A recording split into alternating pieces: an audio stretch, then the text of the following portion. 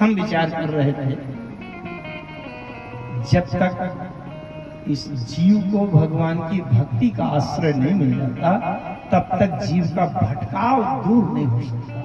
एक बात बहुत पक्के से दावे से मैं बता दूं कि अगर इस संसार में सृष्टि में जीव ने शरीर धारा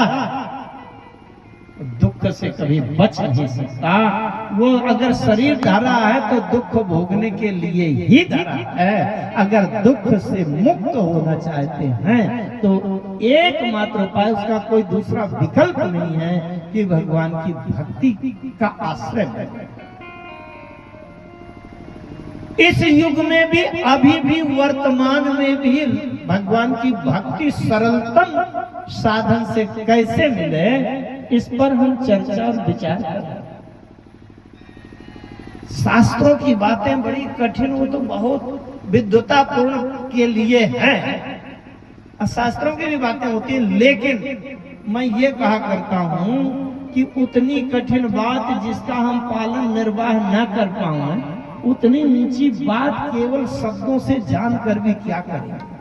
इसलिए आइए मैं उस विचार का प्रयास कर रहा हूं कि आज भी वर्तमान में भी बहुत सरलतम उपाय है जिससे हम भक्ति को प्राप्त कर सकते। उसमें हम सुंदरकांड के प्रसंग में चर्चा कर रहे थे।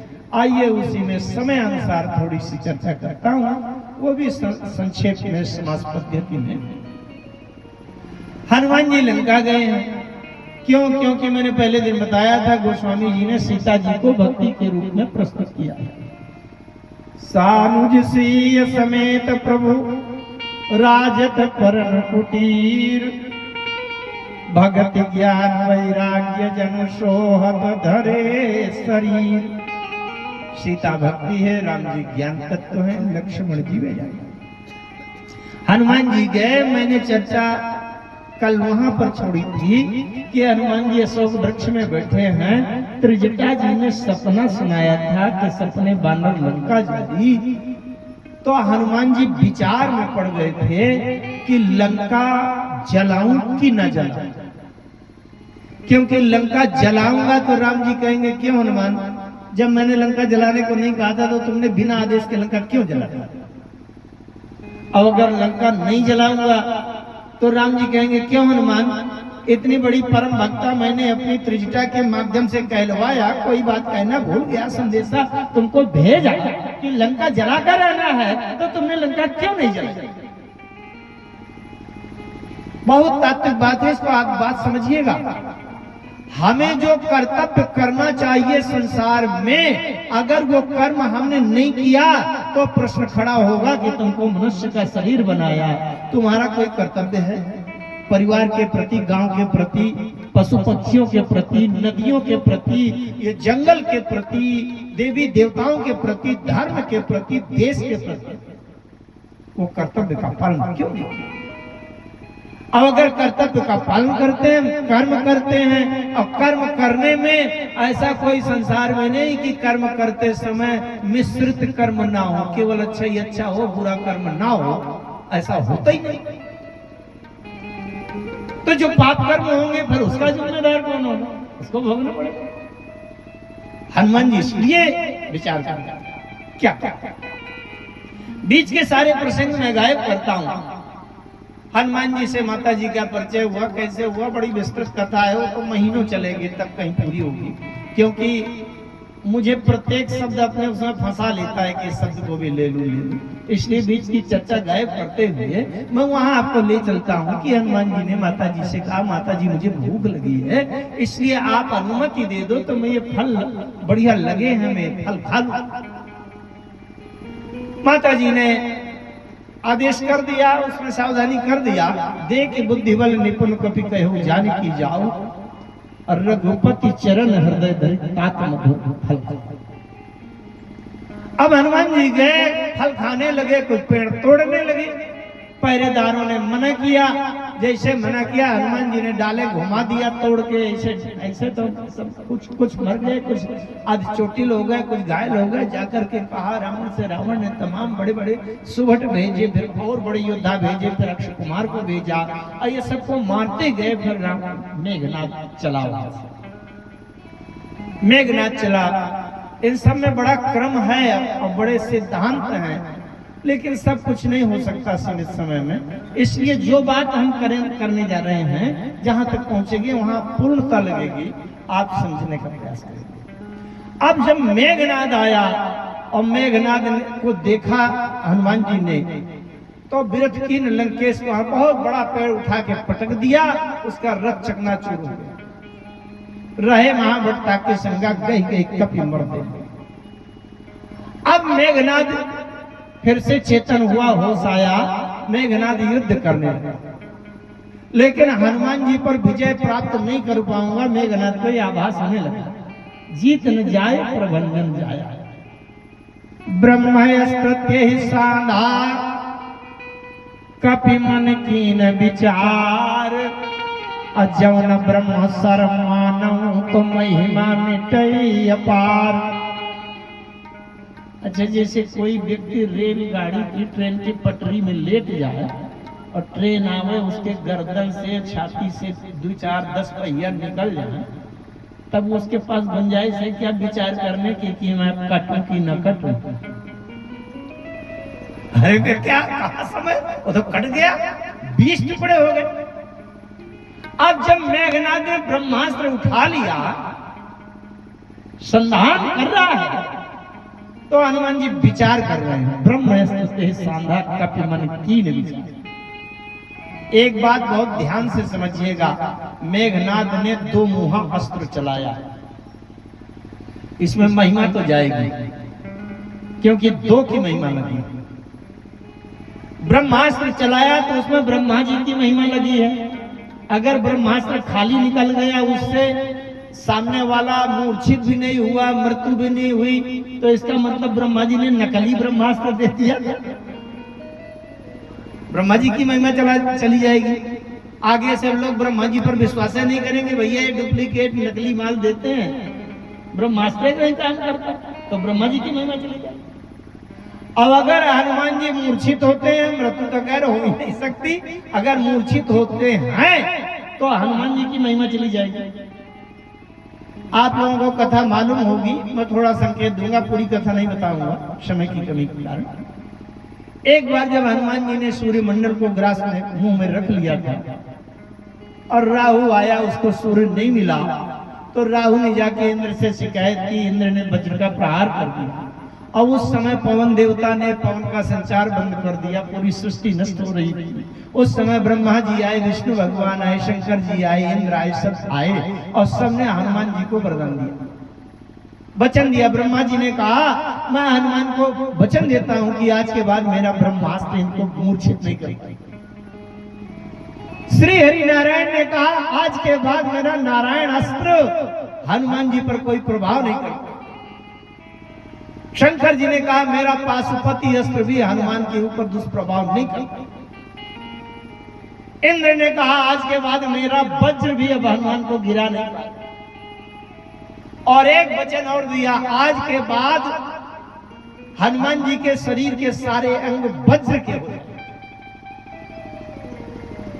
महावीर विक्रम बजरंगी,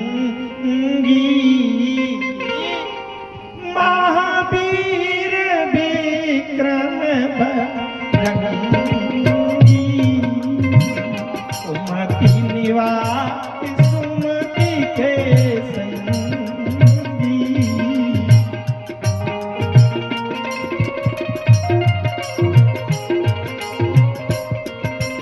सुमति निवास सुमति के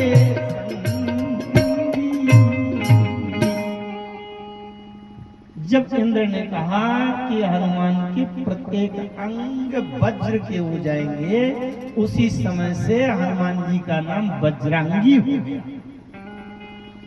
बजरंगी को ही अपभ्रंश में कहते कहते बजरंग बली लोग। अच्छा, अब आइए फिर उसी प्रसंग में। तो जब ब्रह्मा जी ने वचन दिया है कि आज के बाद मेरा ब्रह्मास्त्र संसार को नष्ट करे तो करे, लेकिन हनुमान को मूर्छित नहीं कर पाएगा, तो हनुमान जी की महिमा दांव पर लगी है कि नहीं? अब कैसे गिर रहे? दो में से एक की महिमा तो जाएगी, चाहे ब्रह्मा जी के ब्रह्मास्त्र की चली जाए, चाहे हनुमान जी की चली जाए।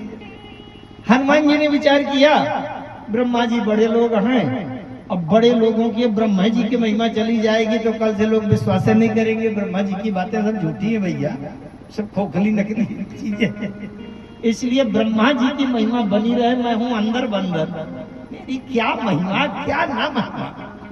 तो हनुमान जी ने विचार किया ब्रह्मयस्त्र ते साधा कपि मन कीन विचार, अज्ञो न ब्रह्म सरमानो तो महिमा मिटे अपार।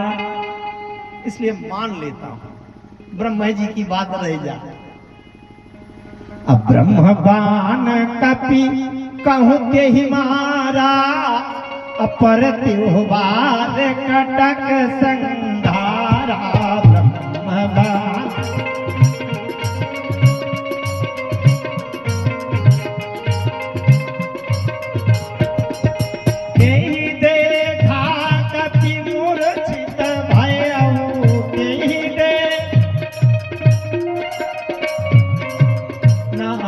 पास बांधे सिले गया,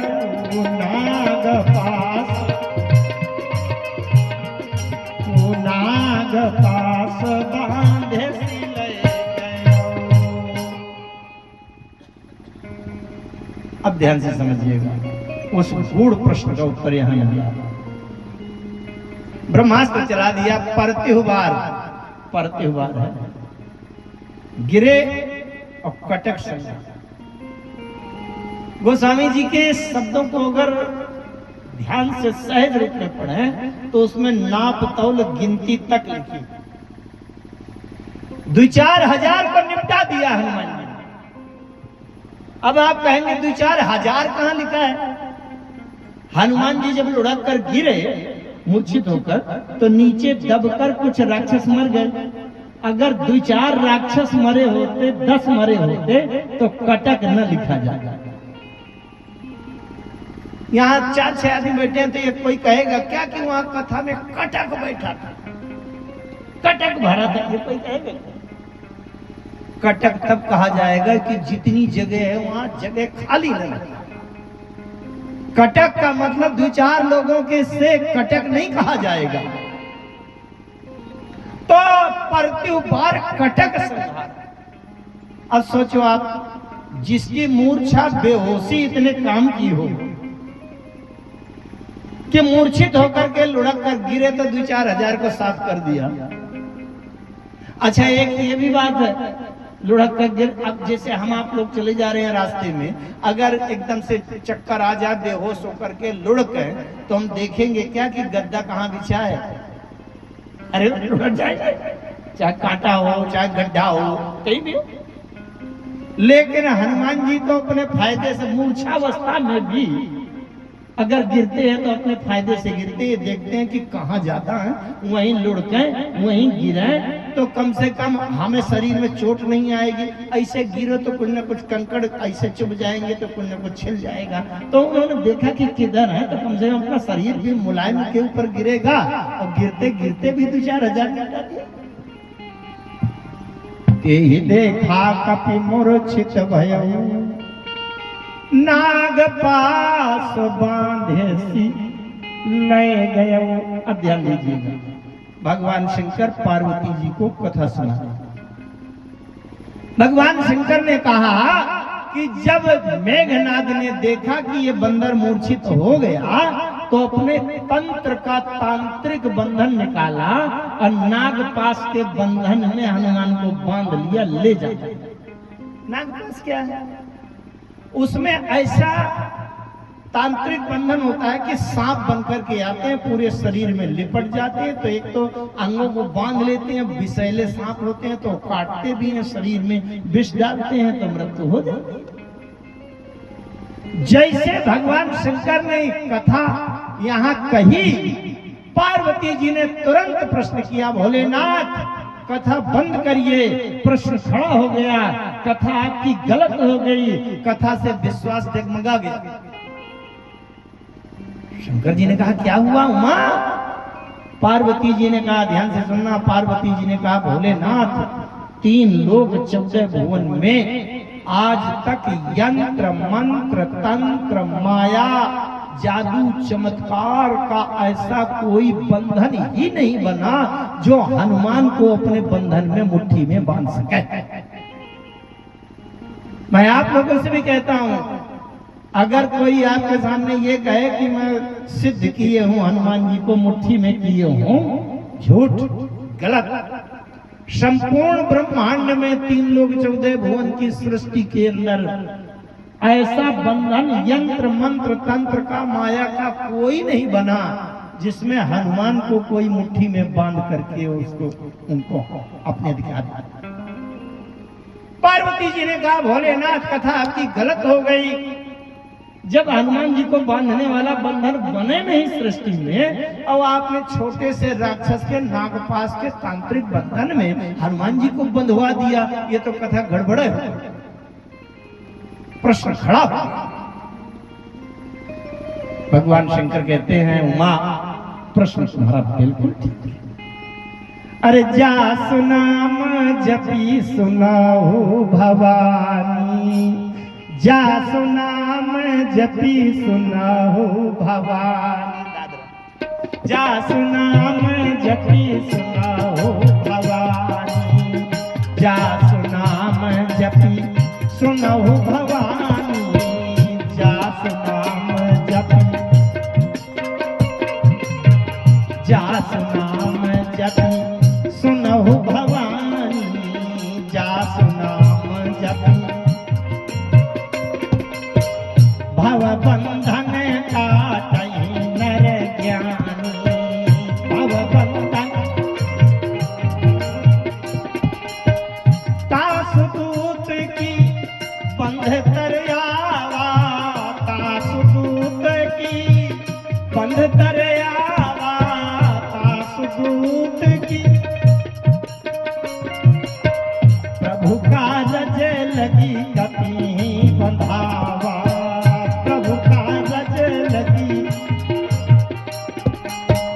प्रभु का रज लगी कपि बंधावा। ध्यान दीजिएगा, इस पंक्ति में पूरा सूत्र संकेत हो रहा है।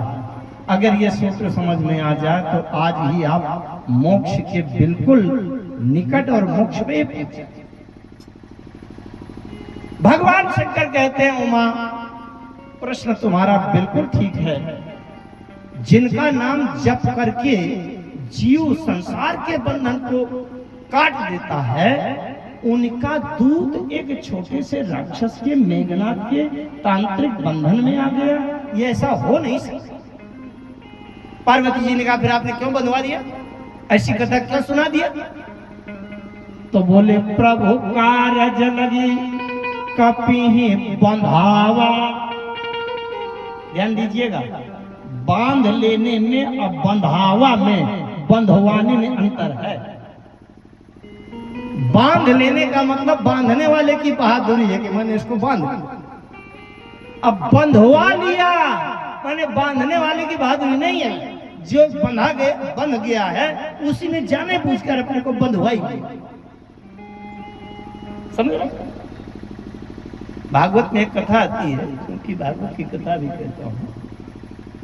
एक दिन यशोदा मैया को कन्हैया के ऊपर बड़ा गुस्सा आया, क्योंकि दही की मटकी फोड़ दिया और दौड़कर पकड़ने लगी, रस्सी ले आई और रस्सी से बांधने लगी और कन्हैया को बांध नहीं पाई,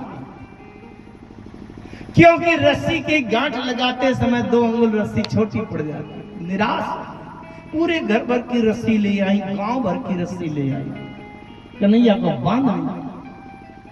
यद्यपि गर्ग संहिता में बात आई है कि कुछ गोपिकाओं ने आकर के यशोदा मैया से कहा, मैया हमने सुना है कि अगर कन्हैया को बांधना है तो ये गोकुल की रस्सी में नहीं बंधेगा, बरसाने से रस्सी मंगवाओ तो बन जाएगा। क्यों? क्योंकि बरसाने की राधा जी है, राधा जी माने भक्ति। बोले भक्ति के गांव से अगर रस्सी मंगवाओ तो प्रेम की डोरी में कन्हैया बनता है। ये गोकुल के पुरुषार्थ बहादुरी की रस्सी भी नहीं बनती। लेकिन जब यशोदा मैया निराश हो गई, कन्हैया ने अपनी माँ को देखा तो यूं सिकुड़ गए, कहा लो मैया बांध। यशोदा मैया ने बांध लिया तो यशोदा मैया की बहादुरी है क्या? अरे कन्हैया ने स्वयं बंधवा लिया, ये लो मैया। गोस्वामी जी कहते हैं जिन बांधे सुर असुर नाग नर प्रबल कर्म की डोरी, अस्वय विछिन्न ब्रह्म जसुमति हाठी, अब बांध्यो सकत न छोरी। परमात्मा बंधवा लिया। अच्छा तो यहाँ दो अर्थ हैं, तासु दूत की बंध तरे आवा, अप्रभु कारज लगी कपि बंधावा। बंधावा माने एक अर्थ है कि हनुमान जी ने जानबूझकर अपने को बंधवा लिया। बहुत ध्यान से समझिएगा, पूरे प्रसंग की गुत्थी यही हल हो रही। हनुमान जी ने सोचा लंका जलाने वाले कर्म की जिम्मेदारी मुझ पर है, जलाऊं कि न जलाऊं, इसलिए मैं अपने को बंधन में बंधवा के दूसरे के हाथों में सौंप देता हूं। अपनी कर्म करने की स्वतंत्रता ही दूसरे के हाथों में सौंप देता हूं। और जब मैंने वहां देखा था अशोक वृक्ष में बैठे बैठे कि सीता की गर्दन के निकट चंद्रहास तलवार पहुंच गई थी रावण की, और सीता को बचाने के लिए मंदोदरी ने हाथ पकड़ लिया, तो यहाँ भी सब अपने आप ही हो जाएगा। इसलिए मैं अपने कर्म करने की, कर्तापन की स्वतंत्रता को बंधवा देता हूँ। इसलिए कर्म करने न करने की जिम्मेदारी मेरी नहीं रहेगी। अगर लंका नहीं जल पाई और राम जी कहेंगे लंका क्यों नहीं जलाई, तो मैं कहूंगा सरकार मेरे तो हाथ ही पांव बंध गए। अगर हाथ पांव खुला होते तो एक बार प्रयास करता, अब अगर शायद जलनी ही होगी और जल ही जाएगी और राम जी कहेंगे कि लंका क्यों जला दिया, तो मैं कहूंगा सरकार मेरे तो हाथ ही पांव बंधे थे, जबरदस्ती है उसको जलनी ही थी, तो मैं क्या करूं। बड़े ध्यान से समझिएगा, आप स्वयं कर्ता मत बनिए। अगर स्वयं कर्ता बने हैं तो किए गए कर्म का फल भोगना ही पड़ेगा। अवश्यमेव ही भोक्तव्यम कृतम कर्म स्वभासु। कर्म का फल चाहे पाप का हो चाहे पुण्य का हो, दोनों बंधन हैं जीव की। चाहे सुख हो चाहे दुख हो, दोनों बंधन हैं जीव की। इसलिए हनुमान जी अपने को कर्ता न मानने के लिए, ये तो देखा ही लिया है, कोई भी काम रुकने वाला नहीं है। अगर मैं कह दूं कि मैं ना आऊं तो राम कथा कौन सुनाएगा? अरे जब मैं पैदा नहीं हुआ था तो भी राम कथा सुनाई जा रही थी। अब मेरे जैसे हजारों मरकर चले जाएंगे तब भी ये राम कथा चलती रहेगी। इसलिए कोई काम मेरे बिना नहीं होगा, ये कभी भ्रम न पालें। ये तो भगवान की कृपा है कि किसी होने वाले कार्य में मुझको जोड़कर प्रभु ने मुझे यश दे दिया। नाम कर्म करने के फल भोग से बचने का यही उपाय। आइए सब कुछ करके लंका उनका जला के लौट आए। हनुमान जी लौट आए और जब सुग्रीव जी के पास पहुंचे तो जामवंत जी ने कहा नाथ काज कीन्हे हनुमाना राखे सकल कपिन के प्राण। हे प्रभु, ये जितने बंदर आपको जीवित दिखाई दे रहे हैं सब केवल हनुमान जी के प्रभाव। अगर हनुमान जी न होते तो कोई भी बंदर न बचता। कई जगह है ऐसी स्थिति आई। अब हनुमान जी तो सामने है। जब कोई काम अच्छे काम करके आता है राम जी के पास, तो राम जी सदैव परीक्षा लिया करते हैं, उसकी प्रशंसा किया करते हैं, ताकि ये देखें कि इसके अंदर कर्तापन का अहम आया कि नहीं। अंगद जी जब लंका गए थे तो उनसे भी पूछा था, लेकिन उस प्रसंग को लेने का समय नहीं। हनुमान जी से पूछ रहे हैं राम, हनुमान तुमने बहुत बड़े बड़े काम किए। हनुमान तुमने तो मुझे ऋणी बना दिया। सुन कपि तो ही समान उपकारी, नहीं को सुर नर मुनि तनधारी। प्रति उपकार करूं का तोरा, सन्मुख होइगा सकत मन मोरा। प्रति उपकार करूं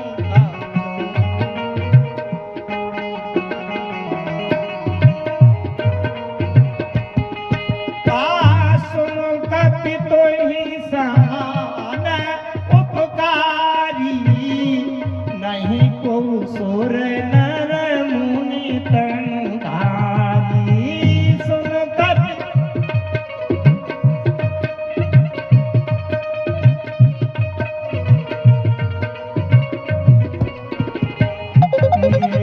सुन सुत कहियो ऋण मैं नाही, सुन सुत कहियो ऋण मैं नाही। देखियो करी विचारी मन माही।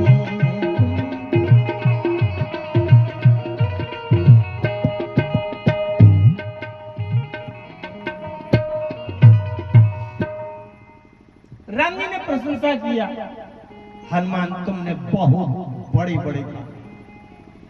हनुमान जी ने कहा सरकार बहुत, अब बड़े बड़े काम तो मैंने नहीं किए, एक काम किया है। अरे राम जी ने सोचा कम से कम एक काम तो मान रहा है। राम जी ने कहा अच्छा बताओ बताओ क्या काम किया, देखें जरा उसी में अहम आता है कि नहीं। हनुमान जी ने कहा सरकार पेड़ की एक डाल से दूसरे डाल में जो उछल कूद किया है, छलांग लगाई, वो मैंने किया। राम जी ने कहा ये कोई काम है। हनुमान जी ने कहा सरकार बंदर इसके अलावा और किसी काम का होता भी है और क्या कर पाएगा। अरे राम जी ने कहा नहीं नहीं तुमको भूल जाता, मैं याद दिलाता। राम जी ने कहा हनुमान अशोक वाटिका में हजारों हजार निशाचरों का वध कर दिया तुमने, संहार कर दिया, कितना बड़ा काम किया। हनुमान जी ने कहा सरकार एक तो मुझे भूख लगी थी, फल खा रहा था, कोई बीच में विघ्न करने आ गया हो, मैंने डाल तोड़कर घुमा दिया हो, चोट लग गई हो, मर गया हो, अथवा ब्रह्मास्त्र लगा मैं मूर्छित होकर गिर रहा हूँ लुढ़क कर और नीचे दबकर कोई मर जाए तो कोई बहादुरी है। जब मैं अपने शरीर नहीं संभाल पाया तो मैं दूसरे को क्या मारूंगा। राम जी ने सोचा इसमें अहंकार नहीं आया। राम जी ने कहा हनुमान तो इतनी बड़ी लंका जला दिया, कहू कपि रावण पालित लंका और के ही विधि दयो दुर्गे। तो अच्छा हनुमान जी ने स्वीकार कर लिया एक काम के लिए, शाखा मृग के बड़ी मनुषाई, शाखा ते शाखा पर जा। बड़ी मनुषाई बहुत बड़ी बहादुरी यही कि एक डाल से दूसरी डाल में उछल कूद। राम जी ने कहा लंका तो जला दिया। हनुमान जी ने कहा सरकार ये बताइए अपने मित्र से अपना काम तो सभी लोग करवा लेते हैं, लेकिन आपने वो अद्भुत सामर्थ्य है प्रभु कि अपने शत्रु से भी अपना काम करवा लेते हैं। अच्छा हनुमान जी कहते हैं प्रभु अगर लंका मुझे जलाना होता और मैं लंका की दुकान में जाता, लंका के पेट्रोल पंप में जाता और लंका के पेट्रोल पंप वालों से कहता 5 लीटर पेट्रोल दे दीजिए और पूछते काहे के लिए, और मैं कहता कि तुम्हारे पेट्रोल पंप में आग लगाना है, तो मुझको कोई देता पेट्रोल। किसी दुकान में जाता मिट्टी का तेल माचिस दे दीजिए भैया दुकानदार, और पूछता काहे के लिए ले रहे हो, और मैं कहता कि तुम्हारी दुकान में आग लगाना है, तो कोई देता। पूरी लंका में घूमता कि भैया लंका जलाने के लिए थोड़ा सा कपड़ा और घी तेल और कुछ माचिस दिया सलाई दे दीजिए, लाइटर वगैरह, कोई देता। ये तो सारी व्यवस्था आपने करवा दिया। दूसरी बात हनुमान जी का दृष्टिकोण देखिए। हनुमान जी ने कहा सरकार लंका मैंने नहीं जलाई। बोले कैसे जल गई? बोले सरकार मैं बंधा हुआ था, मेरी पूंछ में आग लगी थी और साधारण आग नहीं लगी थी, कप बड़ लाग आकाश आकाश तक ज्वाला जा रही थी, इतनी आग लगी थी। अच्छा, भीड़ चारों तरफ से घेरे थी। आप उस दृश्य की कल्पना करिए, चारों तरफ से बाजें ढोल दे सब तारी, नगर फेरी पुन पूछ प्रजारी, मारे ही चरण कर रहे बहुहासी। चारों तरफ से घेरे थे हनुमान जी को। कोई कह रहा था कि इसी ने मेरे भतीजे को मारा है, बोले मेरे भाई को मार दिया है, और इसको मारो मारो। चारों तरफ से घेरे थे और हनुमान जी की पूंछ में आग लगी। अच्छा, हनुमान जी अगर बिल्कुल शालीनता से कहते कि भैया मुझे आग बुझाने के लिए पानी की जगह में निकल जाने दो, रास्ता दे दो, तो कोई रास्ता देता? कोई न देता। हनुमान जी ने कहा, सरकार, जब मैंने देखा कि आग की ज्वाला बहुत आकाश तक उठ रही है और मैंने जल जाऊं। अच्छा, लंका जलेगी बाद में, सबसे पहले तो संभावना है कि हनुमाने जल जाएंगे। जलना चाहिए कि नहीं? क्यों नहीं जले तो बड़ा लंबा विषय है, उसको फिर कभी जब राम जी संयोग देंगे तब देखा जाएगा। लेकिन मैं जो बात यहाँ कह रहा हूँ उसको देखे। अब लगभग समय भी हो रहा होगा, क्या बजा? 6 बज गया है। हाँ, 5-7 मिनट में, 10 मिनट। आइए उस बात को समझें एकाग्रता से। तो हनुमान जी ने कहा, सरकार, इतनी ज्यादा आग लगी थी पूंछ में कि आग बुझाने के लिए ज्यादा जल भंडार की जरूरत है। भाई, इतनी लंबी ज्वाला निकल रही है तो एक बाल्टी पानी से तो बुझेगी नहीं आग। तो समुद्र तक जाना चाहिए, और जाना चाहिए। सब लोग भीड़ लगाए खड़े हैं, निकलने न देते। तो मैंने बंदरों के स्वभाव की तरह यूं जंप किया, इस टेंट के ऊपर गया, उसके छज्जा में गया, उसकी अटारी में गया, उसके घर में गया। अब जब यहाँ से झम से मैंने उछाल मारी और टेंट के पर्दा में कहीं आग छू गई हो, जिसकी अटारी में चढ़ा उसकी अटारी में कहीं छू गई हो, किसी के छज्जे में चढ़ा तो ऐसे छू गई हो और आग लग गई हो, तो मुझे लगाने का होश पड़ा है कि अपनी आग बुझाने के लिए मैं जल के खोज में जा रहा था, इसलिए मैंने आग लगाया नहीं सरकार, ये तो अपने आप ही लग गई। अच्छा, राम जी ने सोचा कि इसमें भी अहंकार नहीं आया। राम जी कहते हैं कि तो हनुमान, जाते समय तुमने समुद्र पार किया, ये तो बहुत बड़ा काम किया कि नहीं? हनुमान जी कहते हैं, सरकार, आज तक कितने बंदर समुद्र पार कर पाए? राम जी ने कहा, इसीलिए तो मैं कह रहा हूं कि कोई बंदर आज तक पार नहीं कर पाया, तुम पार कर गए। हनुमान जी ने कहा, नहीं प्रभु, मैं पार नहीं कर पाया। आप ध्यान से सुनिएगा। हनुमान जी ने कहा, जब संपाति जी ने बताया कि अगर राम का काम करना है तो समुद्र के उस पार पहुंचना पड़ेगा, जो ना गई सत जोजन सागर और करई सो राम काज मति आगर। तो जब मैंने ये शर्त सुनी तो मैंने मुद्रिका देवी से हाथ जोड़कर प्रार्थना किया, हे मुद्रिका देवी, प्रभु का कार्य करने के लिए मुझे समुद्र के उस पार पहुंचना बहुत आवश्यक हो गया है, इसलिए कृपा करके समुद्र के उस तरफ पहुंचा दो।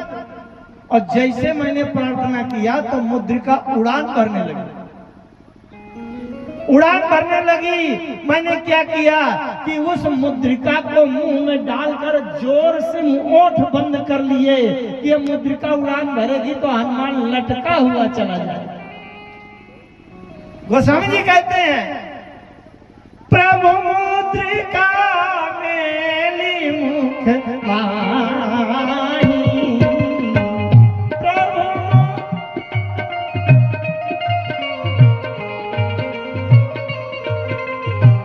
प्रभु मुद्रिका मेली मुख माही, प्रभु मुद्रिका,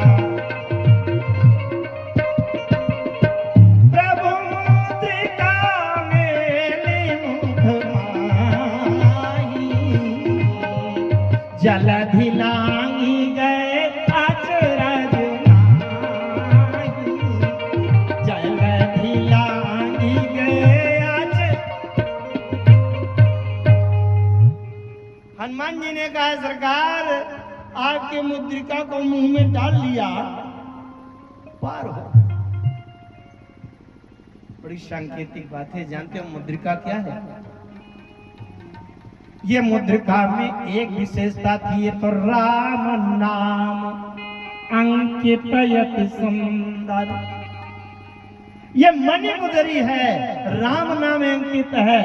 तो राम नाम मणि दीप दारु जी है देहरी द्वार। तुलसी भीतर बाहिर जो चाह से उजिया। अरे जा सुनाम जपी सुनहु भवानी, जा सुनाम जपी, जा सुनाम जपी सुनहु भवानी।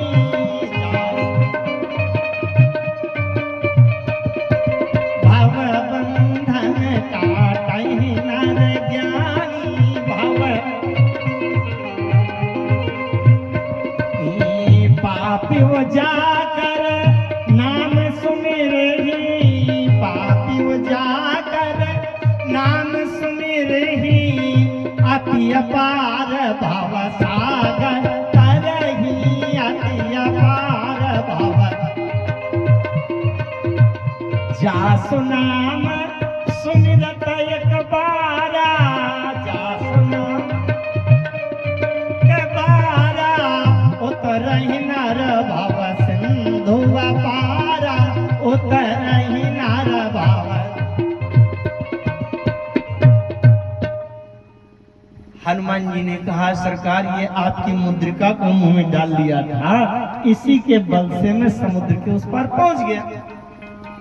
राम जी ने अगला प्रश्न कर दिया, हनुमान अगर तुम इसमें भी बचना चाहते हो तो जब तुम गए तो मुद्रिका तुम्हारे पास थी, और जब लौटे तो मुद्रिका तो सीता जी को दे आए, तो लौटते समय तो समुद्र पार किया कि नहीं? हनुमान जी हाथ जोड़कर कहते हैं सरकार क्षमा करिएगा, एक तरफ से अगर पिताजी हवाई जहाज की व्यवस्था कर सकते हैं तो दूसरी तरफ से माता जी कमजोर नहीं है। जब वहां से वापस आ रहा था तो मैंने माता जी से कहा था हाथ जोड़कर, मातु मोहि दीजे कछु चीना, कुछ चिन्ह दे दे। लेकिन ऐसा वैसा नहीं, जैसे राम जी ने मुझे चिन्ह दिया था और राम जी के दिए गए चिन्ह में जो सुविधाएं मिली थी वो पूरी की पूरी सुविधाएं फैसिलिटीज मिलनी चाहिए। जब मैंने माता जी से कहा तो चूड़ामणि उतारी तब दयऊ, और समेत पवन सुत लयऊ। हनुमान जी कहते हैं प्रभु मणि मुदरी मोहि ले गई, चूड़ामणि यही पार। अमोर कछु कर तब नहीं, ये सब परताप तुम्हारा। अरे शाखा मृग कै बड़ी मनुसाई, शाखा पे शाखा पर जाए।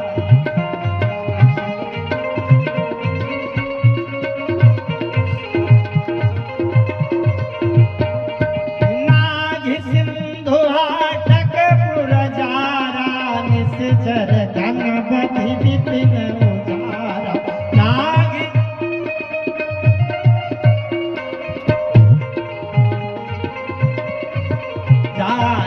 सो सब तव प्रताप रघुराई, नाथ न कछु मोर प्रभुताई। अच्छा एक बात कह करके रसवाणी को विराम।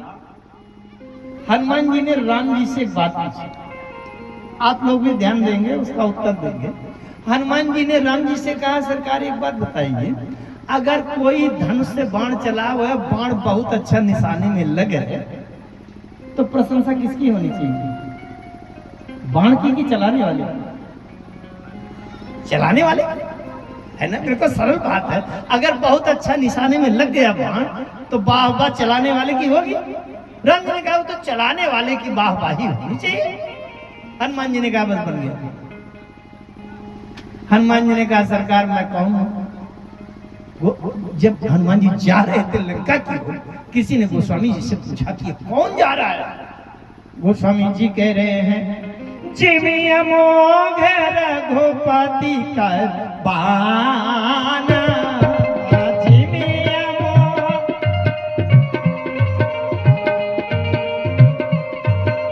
एही भांति चलो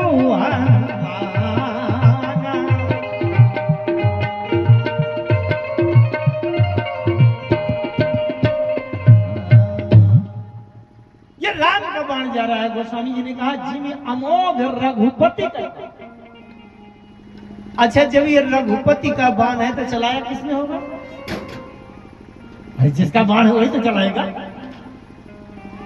ये जब रघुपति का बाण है तो रघुपति ने ही तो चलाया होगा। अब अगर रघुपति ने चलाया होगा, अब बाण बहुत अच्छा निशाने में मार है, लक्ष्य मार है, तो प्रशंसा किसकी होनी चाहिए? चलाने वाले। अरे तो हनुमान जी ने कहा सरकार आप तो बाण की प्रशंसा करने लगे, प्रशंसा तो आप ही की होनी चाहिए। आपने जहां जहां का निशाना फिट करके मारा होगा तो मिसाइल वहीं वहीं तो जाएगी, तो इसलिए प्रशंसा तो आप ही की होनी चाहिए। आइए बस मूल बिंदु में कह दूं। गोस्वामी जी कहते हैं, भगवान शंकर कहते हैं, यह संवाद जासु उर आवा, यह संवाद जासु उर आवा,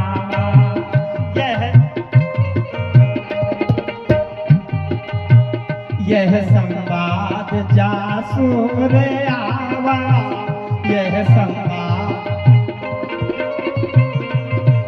रघुपति कृपा भगति सोई पावा, रघुपति कृपा भगति सोई, रघुपति कृपा भगति सोई पावा।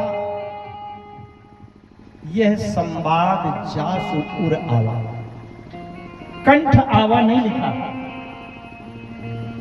पूरी रामायण कंठ में धर जाए लाभ नहीं है, तोता रटंत से लाभ। गोस्वामी जी लिखते हैं, सतपंच चौपाई मनोहर जानी जो नर उर धरे, कंठ धरे नहीं। उर धरे का मतलब वो बात हमारे हृदय में प्रवेश कर गई है, हमारे हृदय के विचार बदल गए हैं, हृदय की दृढ़ता बदल गई। यह संवाद जासूरियावा, ये संवाद का मतलब क्या है? चाहे जितने बड़े बड़े काम हमसे हो गए हों, अच्छे हुए हों बुरे हुए हों। मैंने पहले दिन रखा था कि हनुमान जी लंका गए हैं तो ज्यादातर तो पाप कर्म हुए। अरे दूसरे की बगिया उजाड़ दिया, राक्षसों के पहरेदारों को मार दिया, लंका जला दिया, राक्षसियों का गर्भपात कर दिया,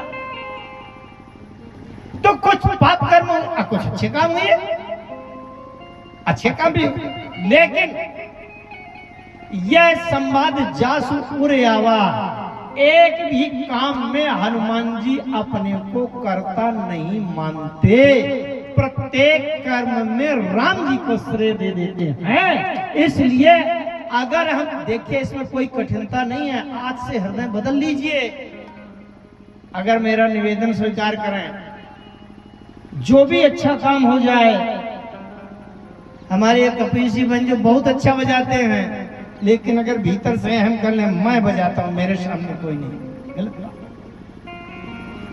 आप ये मान लीजिए कि अगर राम जी ने इनकी उंगली ठीक न की होती, इनका अंदर संगीत का ज्ञान न होता, तो कहने का मेरा तात्पर्य ये है कि जो भी अच्छा काम हो रहा है उसमें कहीं ना कहीं से ढूंढ करके आप राम जी को प्रशंसा और राम जी को श्रेय देने का सिद्धांत बना लो जीवन में। तो गोस्वामी जी भगवान शंकर कहते हैं, यह संवाद जासु उर आवा, इसका सिद्धांत जिसके हृदय में आ जाएगा वो रघुपति कृपा भगति सोई पावा।